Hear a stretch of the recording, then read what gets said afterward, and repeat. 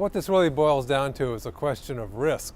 How much risk would the United States be taking if it were to withdraw all of its troops this year from Afghanistan and not leave behind some relatively small force that could continue to train and advise the Afghan forces? That's really not the question of whether they have the will to fight or whether they can fight.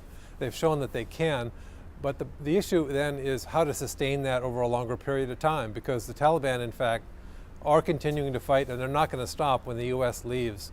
And when the combat operations for the U.S. end this year, the Taliban will still be there.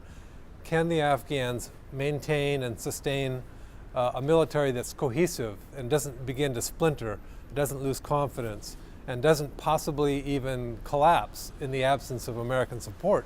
Because the question that raises then is, if the Afghans were to begin to fray or even fall apart, would the Taliban then be able to regain power in Afghanistan? And if that happened, would the al-Qaida fighters be far behind? It's not just a U.S. problem or an issue. It's also the other countries that have been fighting with the U.S. all these years in Afghanistan, NATO allies and non-NATO countries as well. And they will not stay in Afghanistan if the United States does not stay. And in fact, they're waiting for the U.S. to finish this agreement with the Afghans, because it's just a U.S.-Afghan agreement.